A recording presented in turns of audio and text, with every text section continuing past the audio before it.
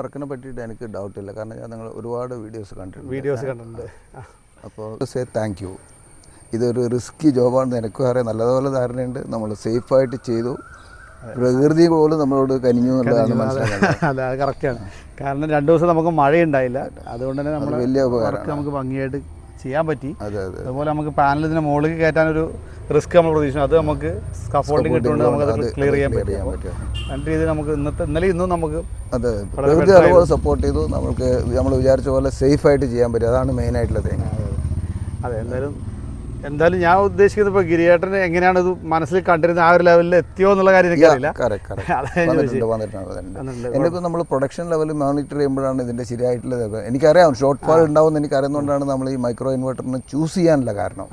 അപ്പോൾ അതും കൂടെ വന്നിട്ട് നമ്മൾ ഒരു ഡേയിൻ്റെ അല്ലെങ്കിൽ ഒരാഴ്ചയുടെ മോണിറ്റർ ചെയ്തിട്ട് ഹൗ ഇറ്റ് ഈസ് ഗോയിങ്, എത്ര കുറച്ചുകളുണ്ട് മനസ്സിലാക്കി. പ്രത്യേകിച്ച് ഈ മഴക്കാലത്ത് എത്രയാണ്, സമ്മറിൽ എത്രയാണ് നമുക്ക് മനസ്സിലാക്കി. അത് സമയം എടുക്കും. അല്ല, എനിക്ക് മൈക്രോ ചെയ്ത സൈറ്റുകളിൽ നമുക്ക് നമ്മൾ നോർമൽ സ്ട്രിംഗ് ഇൻവെർട്ടർ ചെയ്യുന്നേക്കാൾ പ്രൊഡക്ഷൻ ഉണ്ട്. കിട്ടാൻ ചാൻസ് ഉണ്ട്. കാരണം ഒരു 3 കിലോവാട്ട് നമ്മൾ നോർമൽ സ്ട്രിംഗ് ഇൻവെർട്ടർ ചെയ്യുമ്പോൾ നമുക്ക് കിട്ടുന്നത് ഒരു 12 to 15 ആ റേഞ്ചിലാണ് കിട്ടുന്നത്. അപ്പോൾ ഇവിടെ നമുക്കൊരു 16 to 19 എന്ന റേഞ്ചിലൊക്കെ നമുക്ക് പലയിടത്തും ഈ മൈക്രോ ചെയ്യുന്ന സ്ഥലങ്ങൾ കിട്ടാറുണ്ട്. എനിക്കൊരു 12 to 15 കിട്ടിയാൽ തന്നെ ഐ എം ഹാപ്പിയാണ്. ഓക്കെ. അപ്പോൾ പിന്നെ അത് കുഴപ്പമില്ല. ഇതെന്തായാലും എനിക്ക് തോന്നുന്നു ഇവിടെ 15 ഇപ്പോൾ നമുക്ക് കിട്ടേണ്ടതാണ്, 15 യൂണിറ്റ് കൂടുതൽ കിട്ടേണ്ടതാണ്. അതെ, ഓക്കെ. അപ്പോൾ AR ഇൻഫോൻ്റെ പുതിയൊരു വീഡിയോയിലേക്ക് ഏവർക്കും സ്വാഗതം. ഇന്ന് ഞാൻ നിൽക്കുന്നത് കോഴിക്കോട് ജില്ലയിലാണ്. കോഴിക്കോട് ജില്ലയിൽ കാരാപ്പറമ്പ് നമ്മുടെ ഗിരിധരൻ സാറിൻ്റെ വീട്ടിലാണ്. അപ്പോൾ ഇവിടെ നമ്മളൊരു സോളാർ സിസ്റ്റം ഇൻസ്റ്റാൾ ചെയ്തിരിക്കുകയാണ്. ഒരു മൈക്രോ ഇൻവെർട്ടർ വെച്ച് ഒരു 3 kilowatt പ്ലാന്റാണ് നമ്മളിവിടെ ഇൻസ്റ്റാൾ ചെയ്തിട്ടുള്ളത്. അപ്പോൾ അതിൻ്റെ ഡീറ്റെയിലും കാര്യങ്ങളൊക്കെ ഞാൻ ഇന്ന് വീഡിയോയിൽ കാണിക്കുന്നത്. അപ്പോൾ നമ്മൾ ചെയ്തേക്കുന്ന ഇൻവെർട്ടർ എന്ന് പറഞ്ഞാൽ ഡൈയുടെ ഇൻവെർട്ടറാണ്. ഒരു 1 kilowatt 3 ഇൻവെർട്ടർ വെച്ചിട്ടാണ് നമ്മളത് ചെയ്തേക്കുന്നത്. ഇങ്ങനെ ചൂസ് ചെയ്യാനുള്ള കാരണം ഇപ്പോൾ ഇതിൻ്റെ 3 kilowatt സിംഗിൾ ആയിട്ടുള്ളൊരു ഇൻവെർട്ടർ വരുന്നുണ്ട്. അത് കാരണം ചൂസ് ചെയ്യാനുള്ള കാരണം എന്ന് വെച്ചാൽ എവിടെയെങ്കിലും ഒരു പ്രശ്നം വന്നു കഴിഞ്ഞാൽ ബാക്കിയുള്ള പാനൽസിൻ്റെ പ്രൊഡക്ഷൻ നമുക്ക് കിട്ടും. നമുക്ക് ആ കൂടെ 2 എണ്ണം മാത്രമേ പോവുള്ളൂ. ഇൻ കേസ് 2 എണ്ണം പോവുകയാണെങ്കിലും വേറെ ഒരെണ്ണത്തിൻ്റെ പ്രൊഡക്ഷൻ ഉണ്ടാവും. അങ്ങനെ കരുതിയിട്ടാണ്, വരാതിരിക്കട്ടെ. ഇതാണ് പ്രിക്കോഷനാണ്. അത് ഗുണം തന്നെയാണ്. കാരണം ഇപ്പോൾ നമ്മൾ നേരത്തെ ഇതേ ടീസൺ എന്ന് പറഞ്ഞ ബ്രാൻഡിലും അതുപോലെ വരുന്നുണ്ട്, സിംഗിളും വരുന്നുണ്ട്. അതുകൊണ്ട് എന്താ പറയുക, അല്ല ഡയൽ തന്നെ 3ന്റെയും 2ന്റെയും വരുന്നുണ്ട്, 6ന്റെയും ഉണ്ട്. അത് പോയായിരുന്നു ഇതുകൊണ്ട് മാത്രമാണ്.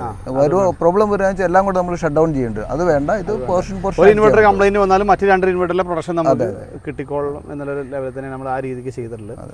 അപ്പോൾ ഡൈയുടെ 1 kilowatt 3 ഇൻവെർട്ടർ ചെയ്ത് നമുക്കൊരു 3000 watts അതിൽ ഔട്ട്പുട്ട് കിട്ടും. അപ്പോൾ നമ്മളിവിടെ വെച്ചേക്കുന്ന പാനൽ ഇപ്പോൾ UTLൻ്റെ 580 watts പാനലാണ്, ടോപ്പ് കോൺ പാനലാണ് വെച്ചേക്കുന്നത്. അപ്പോൾ ഏകദേശം നമുക്ക് 3.5 ആയി, 3480 watts പാനൽ കപ്പാസിറ്റി ഉണ്ട്. അപ്പോൾ നമുക്ക് കുറച്ച് അധികം ഉണ്ടെങ്കിൽ നമുക്ക് 3000 ഔട്ട്പുട്ട് പ്രതീക്ഷിക്കാം. അപ്പോൾ ആ ഒരു ഔട്ട്പുട്ട് നമുക്ക് കിട്ടുന്നു വിചാരിക്കാം. ആ ലെവലിലേക്കാണ് നമ്മൾ ഈ പ്ലാന്റ് ഇവിടെ ചെയ്തിട്ടുള്ളത്. അപ്പോൾ അതോടൊപ്പം തന്നെ നമ്മളിതിൻ്റെ സ്ട്രക്ചർ വർക്ക് കൂടി കാണിക്കാം. ഷീറ്റിൻ്റെ മുകളിലാണ്, നല്ല ക്വാളിറ്റി തന്നെ ഷീറ്റ് വർക്ക് ചെയ്തിരുന്ന വീടാണ്. അപ്പോൾ അവിടെ ഡാമേജ് ആക്കാതെ ചെയ്തു തരണം എന്നോട് പറഞ്ഞത്. അപ്പോൾ നമ്മളെ കൊണ്ട് പറ്റുന്ന പോലെ നമ്മളിത് ചെയ്തിട്ടുണ്ടെന്നാണ് വിശ്വാസം. ചെയ്തിട്ടുണ്ട് കുഴപ്പമൊന്നുമില്ല. കാരണം റിസ്ക്, ഞാൻ പറഞ്ഞല്ലോ, ആദ്യമേ പറഞ്ഞല്ലോ, റിസ്കി ജോബാണ്. നമ്മൾ ആവുന്നത് പോലെ വളരെ ഡീസൻ്റായിട്ട് നീറ്റായിട്ട് ചെയ്തിട്ടുണ്ട്. നമ്മളങ്ങനെ ഒരുപാട് ഹൈറ്റും കാര്യങ്ങളൊന്നും സ്ട്രക്ചറിന് കൊടുത്തിട്ടില്ല, താഴ്ന്ന് കിട്ടാവുന്ന ഒരു ലെവലിൽ നമ്മൾ ചെയ്തിട്ടുണ്ട് കേട്ടോ. ആ ബോട്ടമൊക്കെ ഒന്ന് കംപ്ലീറ്റ് ആയിട്ട് വിഷ്വൽ ചെയ്യും. അതുപോലെ ഇതിൻ്റെ ഫ്രെയിമുകൾ നമ്മളിങ്ങനെ ഒരു വാക്ക് വേ ഒരുക്കിയിട്ടുണ്ട് ഇതിൽ ഇങ്ങോട്ട് പാസ് ചെയ്ത് വരാൻ വേണ്ടിയിട്ട്. അതുപോലെ നമ്മൾ സ്ട്രക്ചർ കംപ്ലീറ്റ് അടിയിൽ നിന്ന് കംപ്ലീറ്റ് ആയിട്ട് കവർ ചെയ്തു.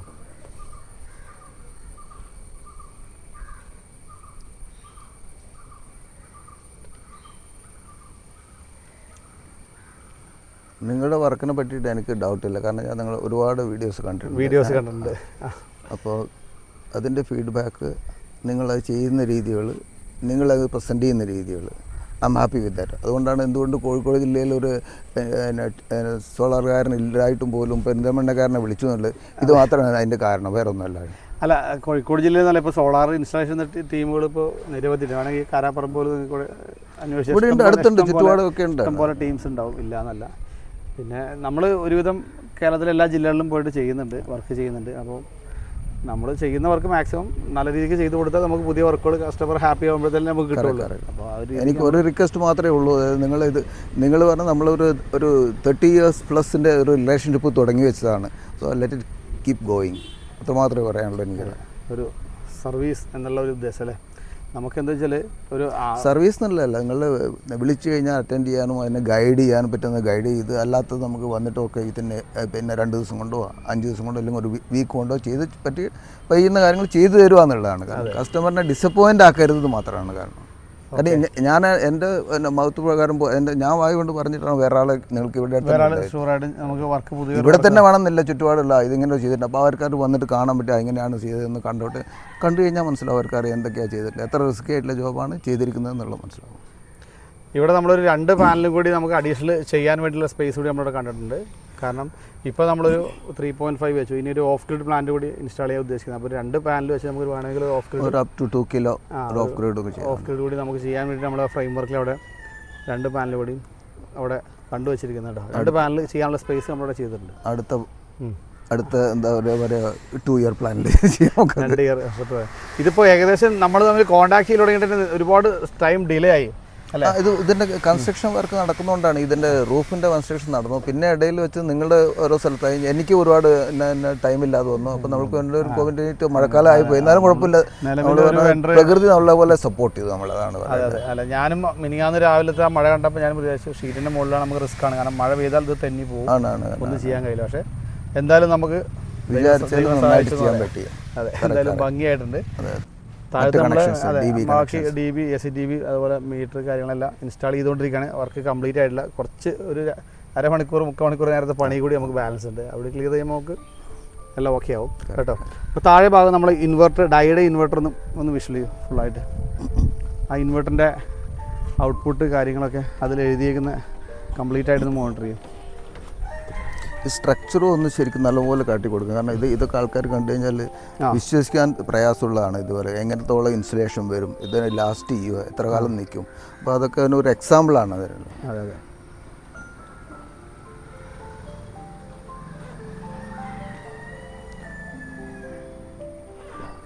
നമ്മൾ സ്ട്രക്ചർ കൂടി പോലെ കംപ്ലീറ്റ് ആയിട്ട് കവർ ചെയ്തു. ഈ ഭാഗത്ത് നിന്ന് കംപ്ലീറ്റ് ആയിട്ട് നമ്മൾ വാക്കുവേ പോലെ സ്ട്രക്ചറെല്ലാം ഫുള്ളായിട്ടൊന്ന് കാണിച്ചു.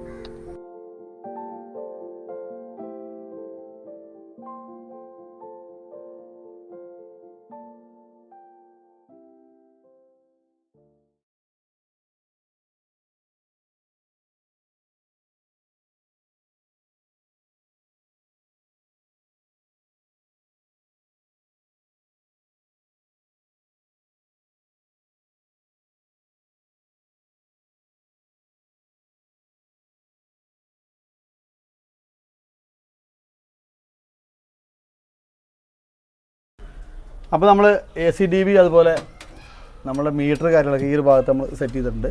അപ്പോൾ AC ലൈൻ നമ്മളിപ്പോൾ മുകളിൽ നിന്ന് വരുന്ന നേരെ ലൈന് 4 ohmൻ്റെ കേബിൾ നമ്മൾ യൂസ് ചെയ്തിരിക്കുന്നത്. അത് ഒരു ഫേസ് ന്യൂട്രൽ എർത്ത് ഇവിടെ വന്ന് നമ്മൾ SPD ഉപയോഗിച്ച് ഒരു AC ബ്രേക്കർ ഉപയോഗിച്ചിട്ടുണ്ടാവും ഇവിടെ. പിന്നെ ഇത് നമ്മൾ AC എർത്താണ്. ഓക്കെ. അപ്പോൾ അത് നമ്മൾ നേരെ ഇങ്ങോട്ട് ഇവിടെ AC ഒരു എർത്ത് നമ്മൾ ആ ഭാഗത്ത് നമ്മൾ എർത്തിങ് ചെയ്തിട്ടുണ്ട്. പിന്നെ ഇതിൽ നമുക്ക് സോളാറിൻ്റെ പ്രൊഡക്ഷൻ നമുക്കറിയാം. ഓക്കെ. ഇതിനകത്ത് നമുക്ക് സോളാറിൻ്റെ ജനറേഷൻ നമുക്ക് ഇതിലറിയാൻ പറ്റും. അതിന് നമ്മളൊരു 40 ആമ്പിയറിൻ്റെ ഒരു ഉണ്ട്. പിന്നെ ഒരു ഫ്യൂസും ഇതിനകത്ത് വെച്ചിട്ടുണ്ട്. ഇവിടുന്ന് നേരെ നമ്മൾ ഇതിലേക്ക് കൊടുത്തിട്ടുണ്ട്. ഇപ്പോൾ ഇവിടുത്തെ ലോഡ് കൂടിയ സെക്ഷൻ ഏതാണ്, ഫ്യൂസ് ഏതാണ്, അതിലേക്ക് നമ്മളിവിടെ ഫേസ് കൊടുത്ത് ന്യൂട്രൽ നമ്മളിതിൽ കൊടുത്തിട്ടുണ്ട്.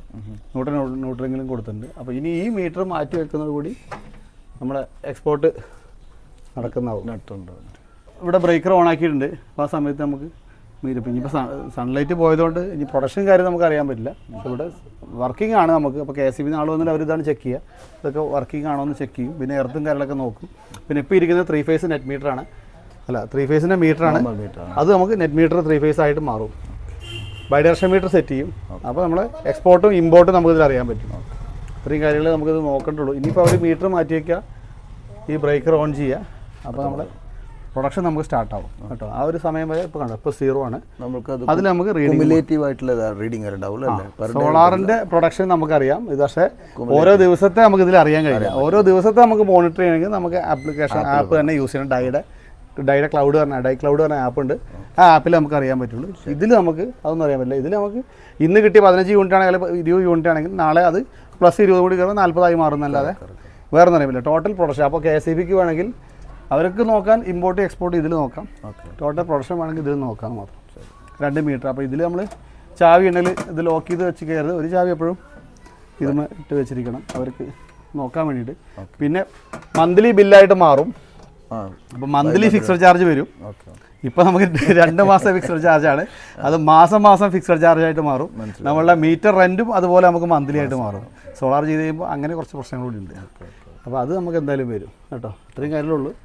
ഇതിൽ നമുക്ക് ഇതിപ്പോൾ പുതിയ മീറ്റർ വെച്ചതല്ലേ കാരണം മീറ്റർ ചേഞ്ച് ചെയ്തപ്പോൾ. അപ്പോൾ ഇനി എന്തായാലും ഒന്നുകൂടി ചേഞ്ചിങ് വേണം അടുത്ത മീറ്റർ കൂടി സെറ്റ് ചെയ്യുമ്പോൾ. ഓക്കെ. അപ്പോൾ ഇത്രയും കാര്യങ്ങൾ നമുക്ക് ശ്രദ്ധിക്കേണ്ടുള്ളൂ. പിന്നെ നമ്മൾ മെയിനായിട്ട് ശ്രദ്ധിക്കേണ്ട പാനൽ വാഷ് ചെയ്യുക എന്നുള്ളതാണ്. അത് മെയിൻറ്റെയിൻ ചെയ്യുക കേട്ടോ. വേറെ പ്രത്യേകിച്ചൊന്നുമില്ല. അപ്പോൾ ഇനി നമുക്ക് പ്രത്യേകിച്ചൊന്നുമില്ല. നമ്മൾ പാനൽ നമുക്ക് വേണമെങ്കിൽ ഇവിടുന്ന് വിഷിൽ ചെയ്യാൻ പറ്റും. ടോപ്പിൽ നിന്ന് വിഷിൽ നമുക്ക് നമ്മൾ എത്രത്തോളം ഹൈറ്റിലാണ് ചെയ്തേക്കുന്നത് നമുക്ക് നോക്കാം. ഇവിടെ നിന്നുകൊണ്ട് നമുക്ക് നോക്കാം. കാരണം നമ്മളിവിടെ ചെയ്തേക്കുന്ന 6 പാനലുകൾ നമ്മൾ ഈ ഭാഗത്ത് സെറ്റ് ചെയ്ത് നമുക്ക് 2 പാനലൂടെ നമുക്ക് വെക്കാനുള്ള സ്പേസ് നമ്മുടെ ചെയ്തിട്ടുണ്ട് കേട്ടോ. സെൻറ്ററിലൂടെ നമുക്ക് നടന്നു വന്ന് നമുക്ക് വാക്ക് വഴി നമുക്ക് പാനൽസ് വാഷ് ചെയ്യാനും പറ്റും. അപ്പോൾ ഗിരിയേട്ടാ ഈ പ്രത്യേകിച്ചൊന്നുമില്ല. നമ്മളെ വീഡിയോ വൈൻഡപ്പ് ചെയ്യണേ. അപ്പോൾ നമ്മളെ ചാനൽ കണ്ട് ഇഷ്ടപ്പെട്ട് നമ്മളെ കോൺടാക്ട് ചെയ്ത ഗിരിയേട്ടന് വലിയ താങ്ക് യു. എന്തായാലും പിന്നെ ഗിരിയേട്ടൻ്റെ വാക്കിലൂടെ നമുക്ക് പുതിയ വർക്കുകൾ വരട്ടെ. Okay. I will do my best. Okay. Thank you.